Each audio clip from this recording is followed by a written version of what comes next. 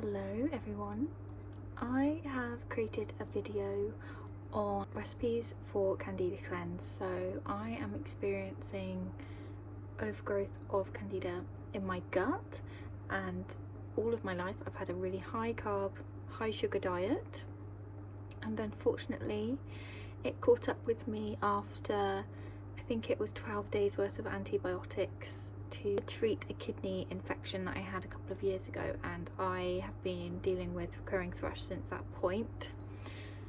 So I've had to take my health seriously, and this is the way that I've decided to do it, to starve out the Candida. So the Candida diet, if you don't know, I'm sure you do because you're on the video, is starving Candida by not eating sugars apart from the occasional berry or berries, and also having pretty much no carbs. You can have sweet potatoes and things. It's quite a restrictive diet. Really enjoy potatoes and pasta and rice. It's been a huge adjustment for me, but I'm trying to fit loads of goodness into my meals and still make them satisfying and not really boring. So let's see if I can achieve that and give you some inspiration. Night one, we had some pepper, onion and tomatoes all baked in a tray with salmon on top.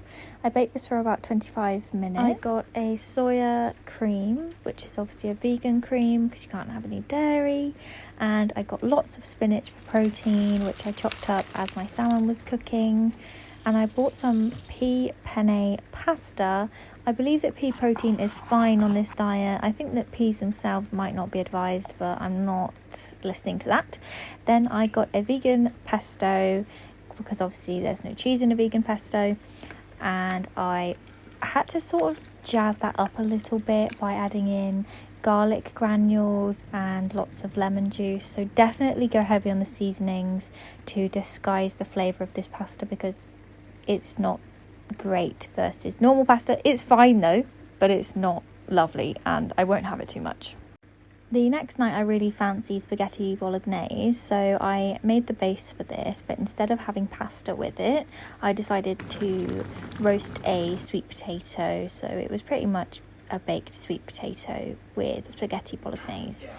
And I really enjoyed that. I didn't feel like it needed any cheese because it's rich in flavour, and I didn't want to add any vegetables this day. I know it's a little bit lazy, but I'm not going too heavy with the no carbs and the no peas and the silly things like that. I think it's too extreme, and also I don't want Candida die off. This next night I had a prawn curry that was ready made by Cook, and I put it on a bed of salad leaves, because none of us need the pressure of eating homemade meals every single day when we're busy or tired. Especially my energy levels have been down doing this diet. Chia seed pudding is really good for female hormones, so I'm incorporating that. I'm having a no sugar soya yogurt with that, and I'm putting raspberries on the top every couple of days. After this chia pudding, I went to my favourite farm and had a full English breakfast. I didn't eat the bread, of course, but I did have the mushrooms. There's some discussion that you shouldn't have things that are, that mould. I don't know how to describe it. Pretty much things that are fermented or things like mushrooms can be frowned upon. But again, if you have them in moderation, I can't see this being a huge issue. I think carbs and sugar are my main focus, and even then I don't want to cut all sugar out instantly because I think my body will suffer from that. If you're local to Oxford, Rectory Farm is open in the summer months. It's a strawberry picking location with a farm style shop and a cafe, and it's one of my favourite places. I've been going since I was a child, so I definitely recommend it, or finding somewhere like this where you live, because it's really fun and they have some really fresh and amazing produce. They also grow a lot of their potatoes for Walker's crisps, which is a fun fact. On days when my energy levels have been quite low, which could be a sign of Candida die-off, I don't know, I have had pasta and a tiny bit of rice on a couple of days this week, just because I felt really hungry and low on energy. So I don't think you should do it too aggressively and too quickly if you don't want to feel rough. This dinner was absolutely delicious. It was a tin tomato base with chorizo, courgette, red peppers and all that good stuff. I also made some quinoa with saffron and other spices, some Moroccan style spices. You can have quinoa because though it's like a grain, it technically isn't one, so you can have that sometimes, or at least I have been. Do check anything I say because I am not 100% confident if I'm getting all of this right. I'm very early on into the process.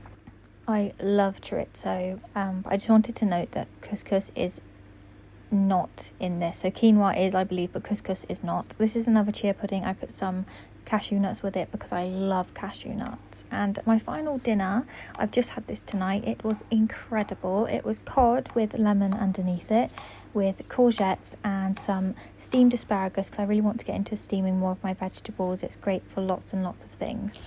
Also, tomatoes are in season in the UK, so they are incredibly delicious at the moment. So I'm incorporating those quite a lot into my diet because they're never going to be better than right now. This meal was so good. I think you can see everything that's going on. I didn't do too many seasonings either because the lemon and the fresh veg really carries it. I'm also increasing my fish intake for the health elements of that because I do eat quite a lot of meat. I've gone from being vegan to vegetarian to eating lots of meat to eating lots of sugar to eating none. I think my body is probably very confused, so I want to look after it well and truly now. I'm no scientist, but if you do want some help, advice, or have some questions about the Candida diet, then do let me know in the comments and I can tell you my experience with it and how my journey is going. And if any of you are doing a Candida cleanse as well, I do wish you luck. I know it's tricky, but I think mindset is key, and have all the delicious savoury foods you like around. And yeah, definitely get some cashew nuts because I bloody love them now. Bye!